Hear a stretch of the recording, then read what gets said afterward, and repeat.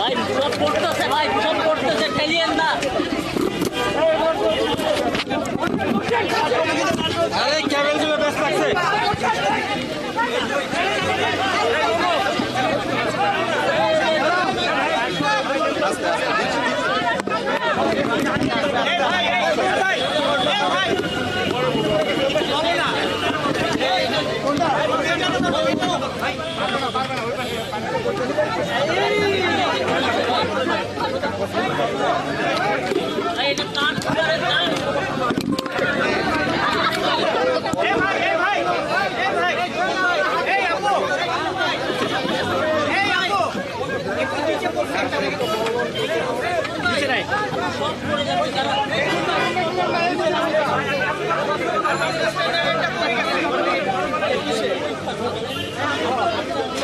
ওই 5 টাকা আর 5 টাকা দিকে দিয়ে দেন, ওই 5 টাকা আর 5 টাকা দিয়ে দেন। এই পাশে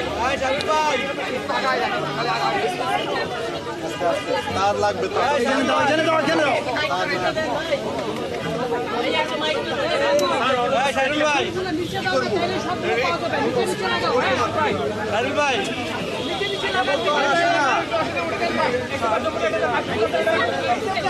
এইখানে একটা মাইক পড়ে গেছে, এটা উঠা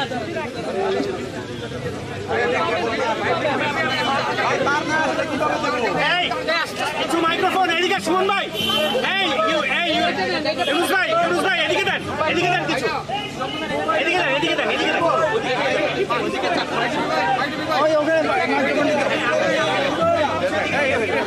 ওই মাইক্রোফোন গুলো দাও না, মাইক্রোফোন গুলি দাও, ওই মাইক্রোফোন দিয়ে দেন, তাহলে যাবে যায় না তো, তার আছে।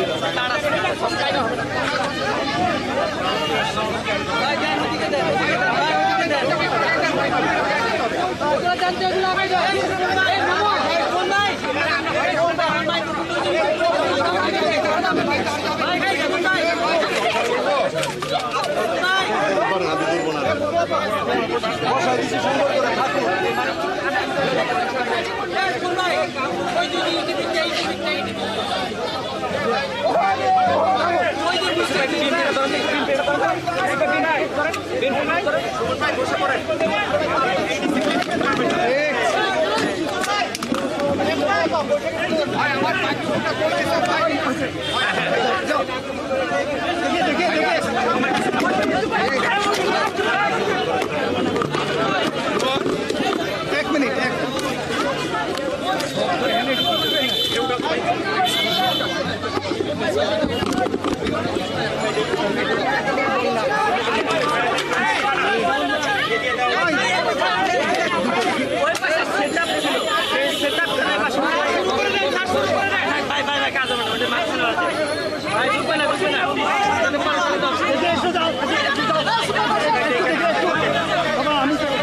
বসে পড়েন ভাই, ভাই না বের হয়ে বসে পড়েন, বসে পড়েন, বসে পড়েন ভাই, বসে পড়েন স্যার।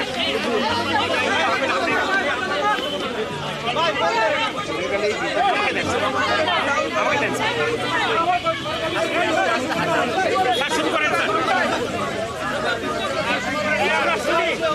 স্যার। স্যার আজকে মাননীয় প্রধান উপদেষ্টা আপনাদেরকে আমন্ত্রণ জানিয়েছেন, কি আলোচনা হলো স্যার? প্রধান উপদেষ্টার আমন্ত্রণে আমরা বাংলাদেশ জাতীয়তাবাদী দলের পক্ষ থেকে এখানে আমি সহ জাতীয় স্থায়ী কমিটি আমরা 5 জন, মোট 6 জন সদস্য উপস্থিত ছিলাম এখানে। আমরা প্রায় 1 ঘন্টা আলোচনা করেছি। আলোচনাতে অত্যন্ত আরও পরিবেশে আলোচনা হয়েছে। এই আলোচনাতে প্রধান যে বিষয়গুলো আমরা আলোচনা করেছি সেই মধ্যে প্রধান হচ্ছে আমরা নির্বাচন সম্পর্কিত বিষয়ে আলোচনা করেছি এবং নির্বাচনের সংস্কার বিভাগ কমিশন এবং আপনার নির্বাচন ব্যবস্থার সংস্কার সব কিছুগুলোই আমরা আপনার তুলে ধরেছি এবং আমাদের যে মতামত সেটা আমরা দিয়ে এসেছি। আমরা বলেছি যে নির্বাচন কমিশন নিয়োগ আইন স্থগিত করে প্রধান রাজনৈতিক দলসমূহ ঐক্যমতের ভিত্তিতে অনতিবিলম্বে নির্বাচন কমিশন গঠন করতে হবে এবং আমরা একটা রোড ম্যাপ দিতে পারি। নির্বাচন কমিশন কবে নির্বাচন হবে সেই আমরা একটা রোড ম্যাপ দিতে পারি। আমরা এনআইডি কার্ড যেটা আপনার স্বরাষ্ট্র মন্ত্রণালয়ের কথা আইন করা হয়েছিল সেটাকে অর্ডিন্যান্স জারির মধ্যে বাতিল করতে বলেছি। আমরা বিতর্কিত কোনো ব্যক্তি যেন কখনো এই নির্বাচন সংস্কার কমিটিতে না যায় সেই কথা আমরা বলেছি। আমরা বলেছি যে ফ্যাসিস্ট সরকারের সময় প্রতারণা সাজানো ভুয়া ভোটের মাধ্যমে গঠিত সকল ইউনিয়ন পরিষদ বাতিল করতে বলেছে এবং 14, 18, 24 সালে যে সকল নির্বাচন কমিশন ছিল তার প্রধান নির্বাচন কমিশনার এবং কমিশনার সহ তাদেরকে ভুয়া নির্বাচন, ব্যর্থ নির্বাচন, একটা পক্ষপাতদুষ্ট নির্বাচন করার অভিযোগে তাদেরকে আইনের আওতায় আনার কথা বলেছি। আমরা বিচারপতি খায়রুল হক, যিনি আমরা মনে করি যে নির্বাচন ব্যবস্থাকে ধ্বংস করার জন্য মূল হোতা, তিনি তত্ত্বাবধায়ক সরকার আইন বাতিল করার মূল নায়ক ছিলেন, তার বিরুদ্ধে আমরা আইনগত ব্যবস্থা নেওয়ার কথা বলেছি রাষ্ট্রদ্রোহিত অপরাধে। আমরা